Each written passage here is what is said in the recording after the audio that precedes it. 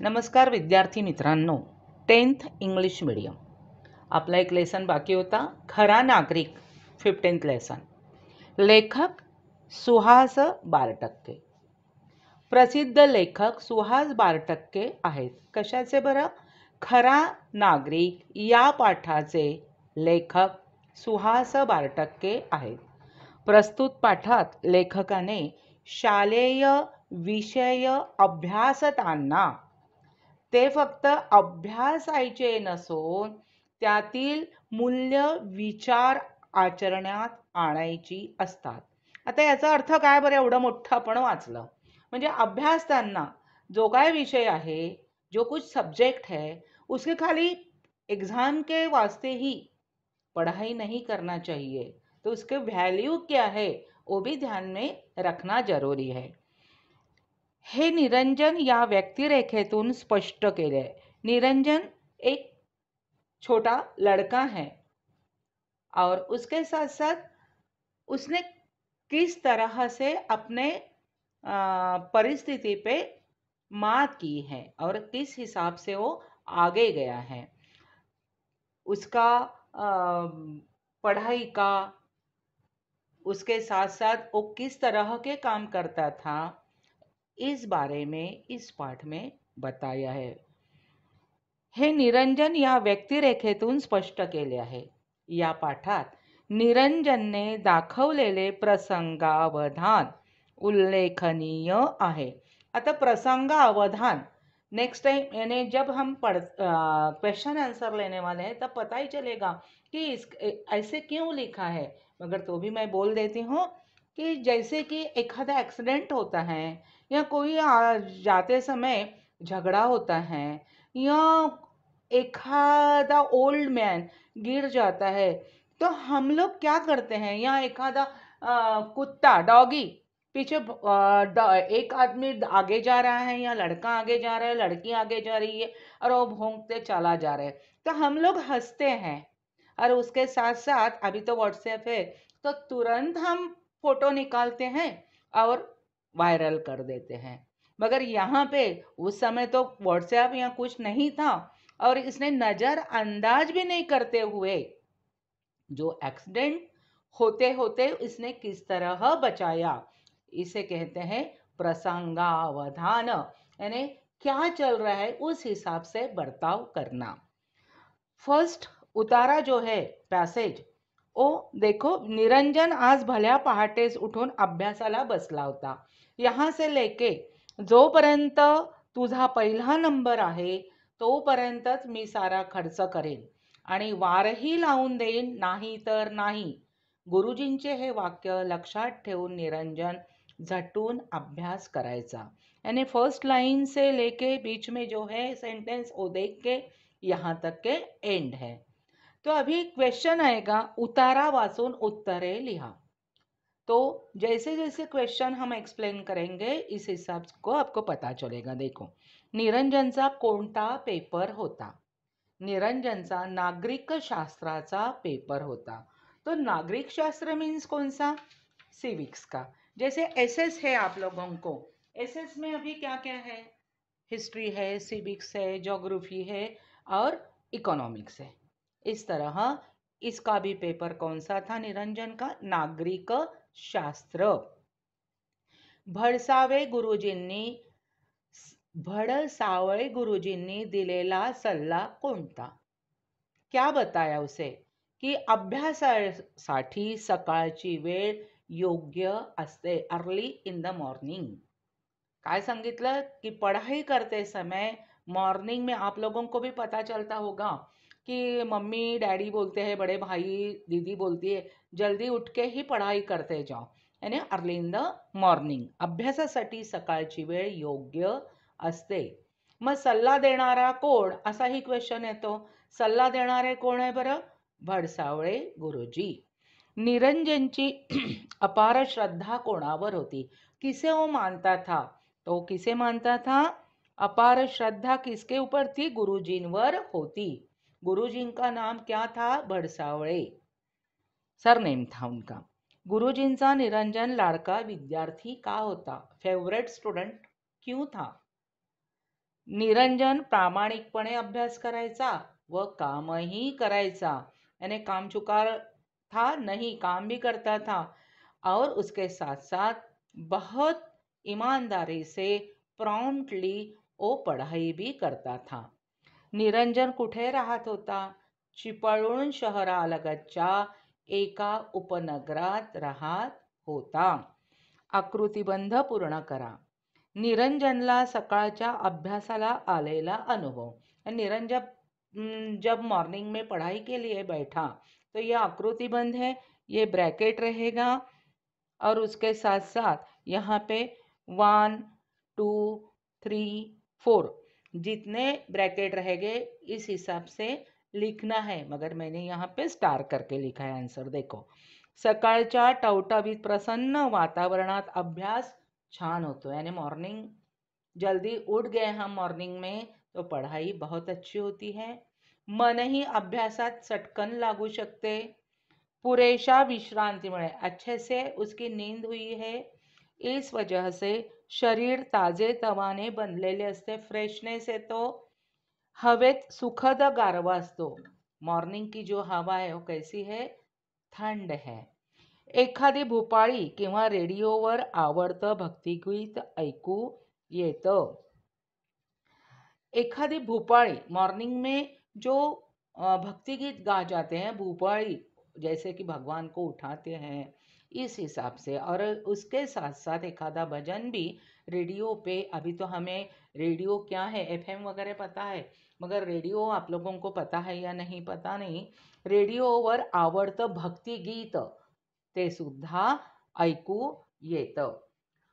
इसके साथ साथ क्या सुनाई देता है मॉर्निंग में की पक्ष्यांचा सुमधुर प्रसन्न करणारं संगीत. अभी बर्ड्स मॉर्निंग में उठते, कोकिल आपको पता है, तो ये सब कैसे आवाज निकालते हैं और उसके साथ जो आपने सुना होगा कुहू कुहू जो आवाज आता है, तो वो भी कैसा सुमधुर, मधुर असा आवाज, तेही छान वाटतं. संस्कृतचा श्लोक अशा आल्हाददायक वातावरणात पटकन पाठ होतो. यदि संस्कृत एसकेटी आपका सब्जेक्ट हो तो उसमें जो श्लोक है, जो प्रार्थना है, वो बोलने में, वो लर्न करने में एकदम आनंद आता है, क्योंकि वो उसमें बहुत सारे भगवान के ही भक्ति गीत पर ही है ना. गणिताची रीतही चटकन कळते व लक्षात राहते, यानी मैथ्स का जो फॉर्मूलेज जो है, उसका स्टेप्स जो है वो भी फटाक से ध्यान में आता है. निरंजनला मामाने दिलेला मोलाचा सल्ला, ये जो है आ, ये भी क्या है? आकृतिबंध है, इसलिए पहला हो गया अ, यहाँ आ. तो किस तरह लिखा है? 1 2 3 4 5, तो क्या आंसर है? रड़त बसू नको, क्योंकि निरंजन अनाथ था, उसको माँ बाप नहीं थे, वो मामा के यहाँ रहता था. मगर यहाँ किस तरह बताया है? रोते मत बैठ, शेण गोठा पडेल ते काम करायचं, मावशी देईल ते खायचं, पण इथेच राहायचं. आता शेण गोठा, काउडंग जो है वो भी साफ करना है. गोठा यानी जहाँ गैया और बैल या भैंस ये सब रहते हैं उसे गोठा कहते हैं.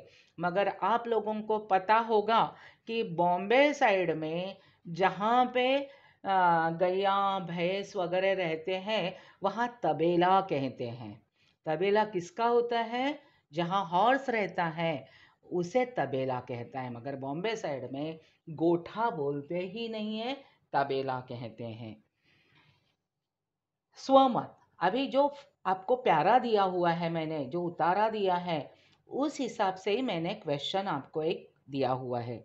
निरंजनला मावशीकडे का राहावे लागले? निरंजन वारलवून का शिकत होता? खरा नागरिक या पाठाचे लेखक सुहास बारटक्के आहेत. या पाठात निरंजनची व्यक्तिरेखा रेखाटली आहे, निरंजन विषयी माहिती सांगितली है. जर तुम्हाला यदि आप लोगों को ये लिखना नहीं आएगा तो निरंजन विषयी माहिती सांगितली आहे. अभी देखो, निरंजन अनाथ होता. मामाकडे काही दिवस राहिल्यानंतर मामाने त्याला दूर दूरच्या मावशीकडे आणून सोडले होते. मावशीची परिस्थिती गरिबीची असल्यामुळे निरंजन वार लावून जेवायचा. ये ध्यान में रखना. मावशीकडे तो प्रामाणिकपणे काम करायचा. घरातल्या सर्वांशी तो मिळून मिसळून वागत असे. निरंजन अभ्यासात हुशार होता. त्यामुळे भडसावळे गुरुजींनी त्याला थोरा मोठ्यांच्या घरी वार लावून दिले होते. दररोज एका घरी पाहुणा म्हणून जेवणास जायचा. तसेच गोठ्यातील सर्व काम करून तो अभ्यासाला बसायचा. भेडसावळे गुरुजींवर त्याची श्रद्धा होती. त्यांनी पुस्तकाचा सर्व खर्च करीन आणि वारही लावून देईन, नाहीतर नाही, हे गुरुजींचे वाक्य लक्षात ठेवून निरंजन खूप अभ्यास करत असे. यावरून बिकट परिस्थितीतही खचून न जाता प्रामाणिकपणे काम करून अभ्यास करणारा निरंजन आपल्याला भावतो. हा जो क्वेश्चन आहे स्वमताचा, हा आता मी का वाचला, तो इसमें आपको निरंजन की पूरी परिस्थिति का अनुमान हो जाएगा. तो देखो, निरंजन मावशीकडे का रहा, यानी निरंजन को अपने मासी के यहाँ कर क्यों रुकना पड़ा, निरंजन वार लावून का शिकत होता. तो आपको प्रस्तावना लिखनी है. लेखक का नाम ध्यान में है तो लेखक ने इस पाठ में क्या बोला है ऐसे लिखो. यदि नाम पता है तो लेखक का नाम लिखना है. अभी यहाँ व्यक्ति रेखा रेखाटली है, तो आप लोग क्या लिख सकते हो, निरंजनला मावशीकडे का राहावे लागले, तो वार लावून का शिकत होता याविषयी सांगितलेले आहे. अभी निरंजन अनाथ था, मामा के यहाँ रहता था. मामा के यहाँ कुछ दिन रहने के बाद मामा ने क्या किया, दूर के रिश्तेदार जो मासी थी उनके यहाँ आके इसे छोड़ दिया. अभी मासी भी बहुत अमीर थी क्या, नहीं, उसकी भी परिस्थिति बहुत बिकट थी. तो वहाँ पे भी खाने के वांदे ही थे, इसलिए निरंजन वार लावून जेवायचा. तो क्या करता था, पहले ये ऐसा बहुत था. आप लोगों ने भी आपके दादाजी, नाना जी के या नानी जी, दादी जी के मुँह से सुना होगा कि हमारे ये लोग वार लगा के पढ़ाई की. तो वार यानी हर एक दिन सुबह एक आधे घर में नेबर के यहाँ या वो एरिया में किसी के यहाँ, मगर पहले बताना पड़ता था, और इवनिंग में दूसरे जगह, यानी मंडे टू लेके संडे तक हर जगह खाना खाने को जाना. तो इसी तरह निरंजन भी दूसरे के यहाँ खाना खाने जाता था, क्योंकि माँ बाप नहीं थे. मासी के यहाँ भी बहुत परिस्थिति, गरीब लोग थे.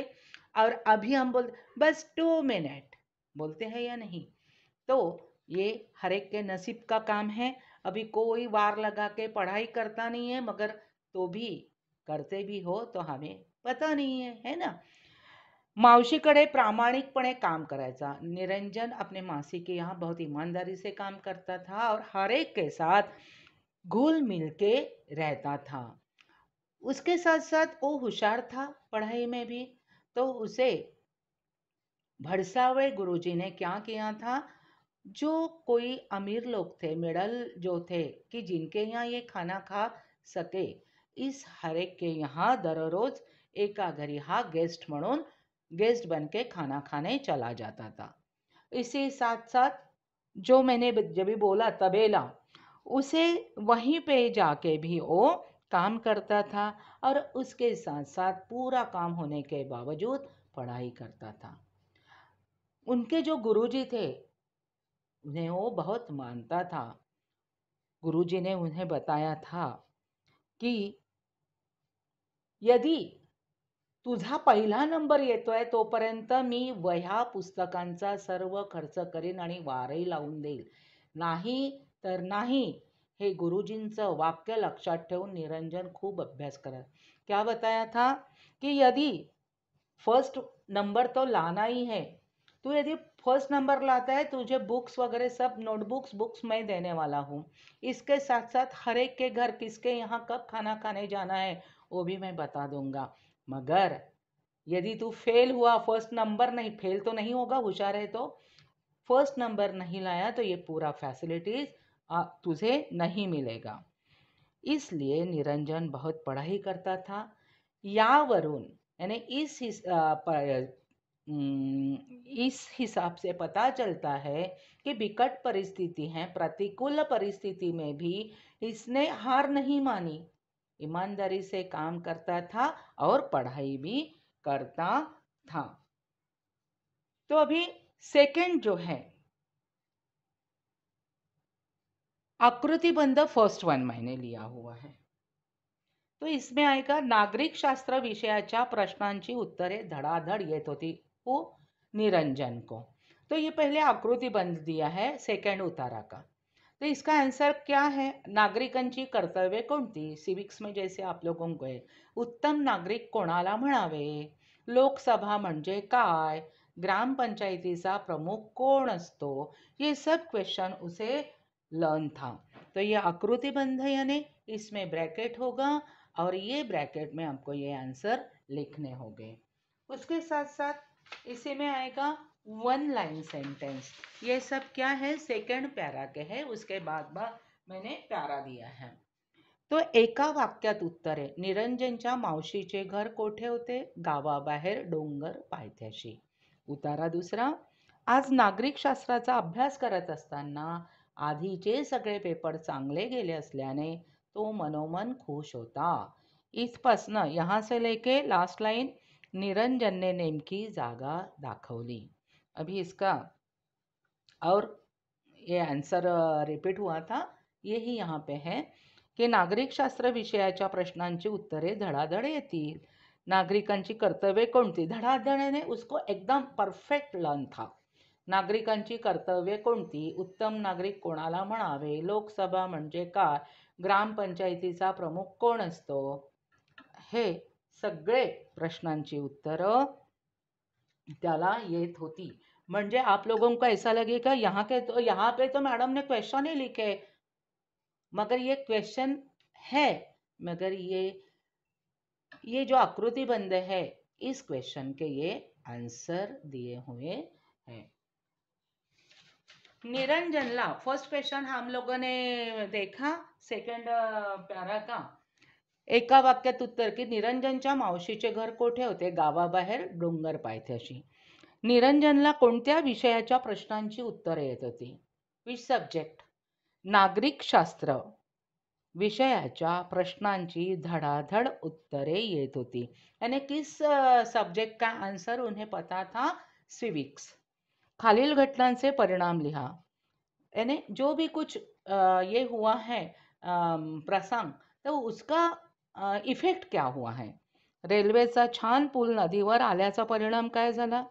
पुलावरून त्या ब्रिजवरून जाणे सोपे झाले होते, इजी हो गया था आना जाना। मी खोटं बोलत असेल तर मला पोलिसांच्या ताब्यात द्या, यदि मैं झूठ बोल रहा हूँ तो मुझे पोलीस थाने में ले चलो। अशा बोलण्याचा परिणाम काय झाला की स्टेशन मास्तरांना निरंजनच्या बोलण्यातील सत्यता पटली व ते पुलाकडे निघाले। हु सेड टू हुम?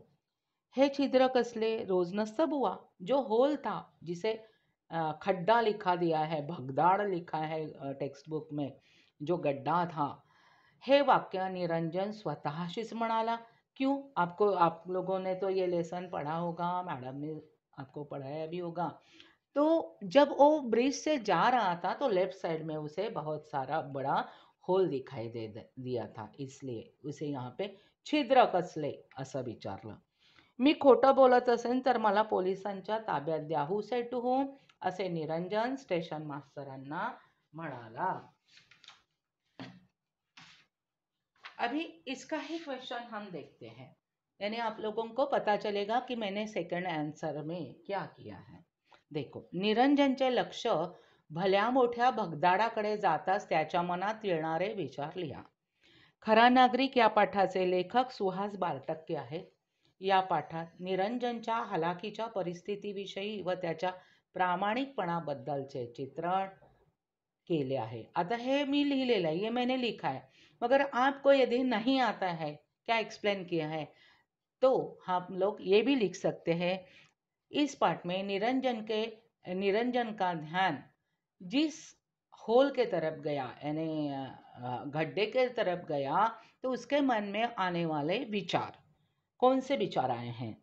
निरंजनचे लक्ष भल्या मोठ्या भगदाडाकडे जातात त्याच्या मनात येणाऱ्या विचारांविषयीचे वर्णन केलेले आहे. निरंजनच्या मावशीचे घर गावाबाहेर डोंगराच्या पायथ्याशी होते. नदीतून ये जा करत असे, परंतु कोकण रेल्वेचा पूल नदीवर आल्यामुळे पुलावरूनच पायवाट होती. त्यामुळे जाणे येणे सोपे झाले होते. निरंजन आपल्याच विचारामध्ये जात असताना त्याचे लक्ष डाव्या बाजूस असलेल्या, डावा मीन्स लेफ्ट, कोणीतरी कॉन्क्रीट फोडून रेल्वेचे रूळ वेडेवाकडे करून ठेवल्याचे लक्षात आले. तो एकदम सावध झाला. 9:50ची गाडी येईल, फार मोठा अपघात होईल, भयंकर किंकाळ्या कानात घुमू लागल्या. परीक्षा म्हणजे यहाँ पे एक्सीडेंट हुआ है नहीं, वो इमेजिन कर रहा था कि यदि ऐसे हुआ तो किस तरह की सिचुएशन होगी. उसके साथ साथ मन में आया, परीक्षा बुडणार, गुरुजींची मदत बंद, शिक्षणही बंद, रेल्वेने फिरण्याचे स्वप्नही पूर्ण होणार नाही, असे विचार त्याच्या मनात येऊ लागले. परंतु क्षणभर विचार करून तो धावत स्टेशनात आला. तेव्हा 9:50ची गाडी स्टेशनात आली होती व 5 मिनिटात सुटणार होती. निरंजनने स्टेशन मास्तरांना सत्य परिस्थिती सांगितली व त्यांना नेमकी जागाही दाखवली. यावरून येणाऱ्या विचारांबरोबरच निरंजनची सतर्कता दिसून येते. अटेंशन प्लीज, जो हम सुनते हैं कि कितना ये एक्सपर्ट था लड़का, कि उसके मन में जो विचार थे, वो थिंकिंग था, वो बाजू में रख के उसने तुरंत वो जो एक्सीडेंट होते होते बचा दिया था. तो हिंदी में देखो, खरा नागरिक इस पाठ के लेखक सुहाग बारटक्के जी हैं. इस पाठ में निरंजन के परिस्थिति के बारे में और उसके साथ साथ उसके ईमानदारी का चित्रण भी किया हुआ है. निरंजन की मासी गांव के बाहर रहती थी, यानी उसका घर वहीं पे था. तो बीच में जो नदी थी, रिवर थी, उससे आना जाना करना पड़ता था. मगर कोकण रेलवे जब वहाँ पे आई, ब्रिज हुआ उसका, तो वो इजी आसान हो गया था आना जाना. और इस हिसाब से निरंजन अपने ही धुन में जब निकल रहा था तो उसका ध्यान कहाँ गया? लेफ्ट साइड में गया. उसे बहुत बड़ा गड्ढा दिखाई दिया, होल दिखाई दिया. वो जाके देखता है तो वो जो रेलवे का रूल जो था, वहाँ का कंक्रीट फोड़ के किसी ने तो भी ये बर्ताव किया हुआ था और वो पूरा आढ़ा टेढ़ा करके रखा था. तो निरंजन एकदम सावध हो गया. क्यों? क्योंकि 9:50 की गाड़ी आने वाली थी. तो बहुत बड़ा एक्सीडेंट होते होते बचा. क्यों? क्योंकि निरंजन के मन में जो थिंकिंग था कि इतना बड़ा अपघात होगा कि बहुत जोर जोर से आवाज़ सुनाई देगी. मगर तुरंत उसके ध्यान में आया कि मेरा तो पेपर है, यदि मैं फेल हो गया, पेपर नहीं दिया तो गुरुजी जो हेल्प करने वाले हैं तो हेल्प नहीं करेंगे, मेरी शिक्षा बंद हो जाएगी और मेरा जो सपना है कि मैं भी ये रेलवे से पूरा घूमने जाऊंगा, ये भी नहीं होगा. मगर ऐसे विचार जब थिंकिंग उसके मन में आते आते वो तुरंत कहाँ गया? वो स्टेशन में गया. और जो 9:50 की गाड़ी आने वाली थी रेल, तो वो 5 मिनट में छूटने वाली थी. मगर निरंजन ने स्टेशन मास्टर को जो वहाँ की घटना है, जो परिस्थिति है, उसका अंदाजा दिया, उन्हें वो प्लेस दिखाई. और इस ही वजह से ऐसे पता चलता है कि निरंजन पढ़ाई में तो होशियार था ही था, मगर उसके मन में जो विचार चालू थे, उसके साथ साथ वो एकदम बहुत ही सतर्क भी था. यानी प्रसंग अवधान, ये जो सेंटेंस वर्ड्स जब ये आया तो इसके बारे में लिखा हुआ है. उतारा तीसरा. देखो फर्स्ट लाईन, फारच भयंकर, कल्पना करता येणार नाही असा भयंकर अपघात झाला असता. यहाँ से लेके लास्ट लाईन देखो. असं म्हणून गुरुजींनी निरंजनला हृदयाशी धरलं. तेव्हा साऱ्यांचेच डोळे पाणावले की इतना बड़ा अपघात ये बच्चे ने कुछ भी परवाह न करते हुए सब लोगों को बचा लिया है। तो प्यार से गुरुजी ने क्या किया, उसे अपने गले लगा लिया। और वो दृश्य देख के वहाँ जो प्रेजेंट थे, हर एक के आंख में से आंसू आने लगे कि कितना ये लड़का सतर्क है, इस वजह से इतनी सारी हानि हमें हानि नहीं हुई है। उत्तरे लिहा. घटनेचे गांभीर्य लक्षात येताच कोणते अधिकारी जमा झाले. यानी यहाँ का जो घटना जो इसने बताया कि यहाँ यहाँ ऐसे ऐसे होल हुआ है और ये पूरा रेलवे का जो ट्रैक है ये भी आड़ा टेढ़ा हो गए हैं, तो ये जब ध्यान में आया तब कौन कौन से वहाँ ऑफिसर्स जमा हुए, जिल्हाधिकारी, जिल्हा पोलीस अधीक्षक आणि सारे अधिकारी जमा झाले. यानी कलेक्टर हो, कमिशनर हो, ये सब. स्टेशन मास्तरांनी कोणता आदेश दिला? दीर्घकाळ गाडी थांबण्याचा आदेश दिला. दीर्घकाळ गाड़ी थांबण्याचा म्हणजे 9:50 वाली गाड़ी 5 मिनट में छूटने वाली थी. यदि वो छोड़ देते तो अपघात तो होता, एक्सीडेंट. इसलिए जब तक के ये काम सही होता नहीं तब तक के स्टेशन से गाड़ी बाहर नहीं जाएगी. रीज़न, कारणे लिहा. निरंजनला थांबण्याचे कारण. अभी निरंजन को वहाँ रुकने की क्या ज़रूरत थी? क्योंकि फर्स्ट रिपोर्ट किसने किया था एक्सीडेंट का? बातमी खबर किसने दी थी? निरंजन ने. इसलिए उसे तो वहाँ रुकना ही है. निरंजनचे कौतुक होण्याचे कारण, एवढा मोठा अपघात त्याच्या चाणक्षपणामुळे टळला, त्याच्या हुशारीमुळे टळला होता. कौतुक झाले असतानाही निरंजन झाडाखाली बसला होता. यानी उसका बहुत सब लोग वाह वाह बहुत अच्छा किया निरंजन, आपके वजह से एक्सीडेंट नहीं हुआ वगैरह, ये सब उसकी स्तुति हो रही थी, उसके बारे में अच्छा अच्छा लोग बोल रहे थे. तब भी ये पेड़ के नीचे बैठा हुआ था. क्यों? निरंजनचा नागरिक शास्त्राचा पेपर चुकला होता, याने वो नहीं दे पाया था, तो नापास होणार होता. गुरुजींकडून मिळणाऱ्या सगळ्या सवलती बंद होणार होत्या. हम लोग क्या करते, नहीं नहीं मेरा फोटो आना चाहिए, तो हम रिपोर्टर के पास जाते. नहीं फर्स्ट पेज पे आना चाहिए, ऐसा होना चाहिए, एकदम फुशारकी मारते. मगर यहाँ पे इसकी हालत ऐसी खराब थी कि उसे लगता था कि यदि मैंने ये सब तो किया है, मेरा सब पीठ भी थपथपा रहे हैं, मगर पेपर तो दिया नहीं, फेल हुआ तो पूरी फैसिलिटीज बंद हो जाएगी. कृती लिहा. कौतुक होत असतानाही निरंजन झाडाखाली बसला होता. निरंजनचा नागरिक शास्त्राचा पेपर चुकला होता म्हणून तो झाडाखाली बसला होता, नर्वस. तो नापास होणार होता. गुरुजींकडून मिळणाऱ्या सगळ्या सवलती बंद होणार. म्हणजे कौतुक होत असताना झाडाखाली बसला, हाच क्वेश्चन इथे आपण काय केलं, उत्तरामध्ये कृती पहिला. निरंजनचा नागरिक शास्त्राचा पेपर चुकला होता म्हणून तो झाडाखाली बसला. पेपर चुकला म्हणून तो नापास होणार होता म्हणून झाडाखाली बसला. गुरुजींकडून मिळणाऱ्या सगळ्या सवलती बंद होणार होत्या या विचारात तो झाडाखाली बसला. मीन्स कौतुक उसका हर तरह उसके बारे में अच्छा ही बात कर रहे थे, तो भी वो पेड़ के नीचे क्यों बैठा? क्योंकि वो सिविक्स का पेपर नहीं दे पाया था. वो पेपर नहीं दिया इसलिए वो फेल होने वाला था. उसके साथ साथ जो उसे फैसिलिटीज मिलने वाली थी वो भी बंद होने वाली थी. तर विद्यार्थी मित्रांनो, सबस्क्राईब करायचं, लाईक करायचं, डाऊट असतील तर मॅसेज करायचा.